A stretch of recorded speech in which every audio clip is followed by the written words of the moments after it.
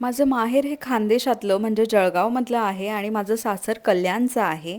आणि त्याचबरोबर आम्हा खानदेशी लोकांना ना वरण, बट्टी, वांग्याची भाजी किंवा मग गंगाफळची भाजी, त्यासोबत मिरच्यांची भाजी हे खूप जास्त आवडतं. आणि मी खानदेशी असल्यामुळे माझ्या घरी 15 ते 20 दिवसातून एकदा का होईना मी छानपैकी वरणबट्टी बनवते म्हणजे बनवते. आणि आज मला एकादशीचा उपवास सोडायचा होता म्हणून म्हटलं गंगाफळची भाजी आणि वरणबट्टी बनवूया. आता आमच्या खानदेशमध्ये याला गंगाफळ म्हणतात, तुमच्याकडे काय म्हणतात हे मला कॉमेंटमध्ये नक्की सांगा. आता गंगाफळची भाजी ना तुम्ही जितकी सिंपल बनवाल ती तितकीच टेस्टी लागते.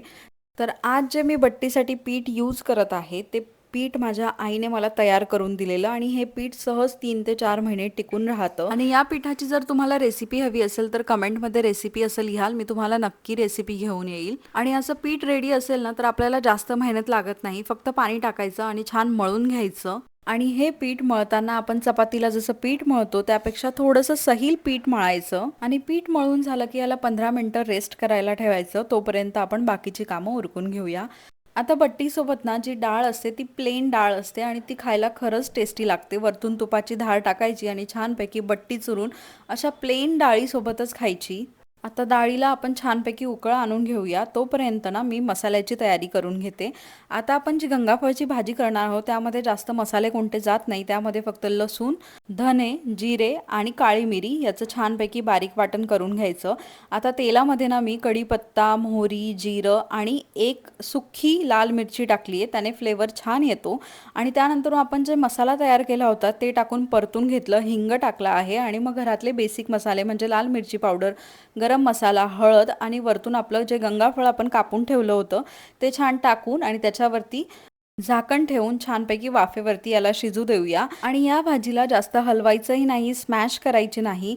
थोडेसे याचे जे चंक आहेत ते असे अख्खेच्या अख्खे लागले पाहिजे, कारण की ते जेव्हा आपण चावतो त्यावेळेला ते खूप टेस्टी लागतात. त्यानंतर इथे मी बट्ट्या ज्या आहेत त्या बनवून घेतल्या आहे आणि आता बट्ट्या मी सगळ्यात आधी वाफवून घेणार आहे. आता बट्टी जी आहे ती जवळजवळ 15 मिनटं आपण छानपैकी वाफेवरती करून घेऊया. आणि एकदा का वाफवलेली बट्टी झाली की मग आपण लगेच गरम तेलामध्ये हिला तळणार आहोत. आणि खरं सांगते ही वाफवलेली बट्टी मला खूप जास्त आवडते, म्हणजे तळलेल्या बट्टीपेक्षाही वाफवलेली बट्टी मला खायला खूप आवडते. आता 15 मिनिटानंतरून वाफवलेल्या बट्ट्या ज्या आहेत त्या थंड होऊ द्यायच्या. त्यानंतरून त्यांना अशा 4 तुकड्यांमध्ये कापून घ्यायचं. आणि नंतरून मग आपण ह्या सगळ्या बट्ट्या ज्या आहेत त्या छानपैकी तेलामध्ये तळून घेणार आहोत. सगळ्यात आधी तेल हे छान तापवून घ्यायचं. तेल जास्त तापलेलं असेल तर तेव्हा आपली जी बट्टी आहे ती छान खुसखुशीत होते. त्यानंतरून ना जे गॅसची फ्लेम आहे ती बारीक करायची आणि बारीक गॅसवरती मग यांना छानपैकी बट्ट्यांना होऊ द्यायचं आहे.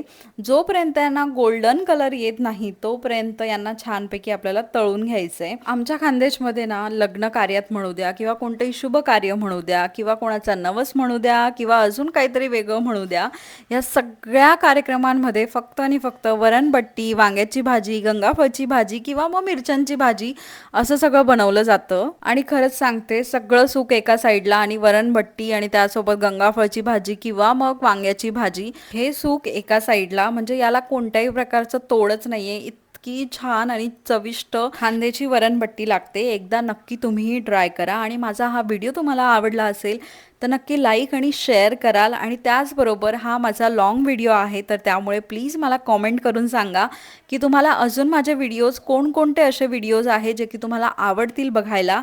चला मग मंडळी, या जेवायला, भेटूया नेक्स्ट व्हिडिओमध्ये. बाय.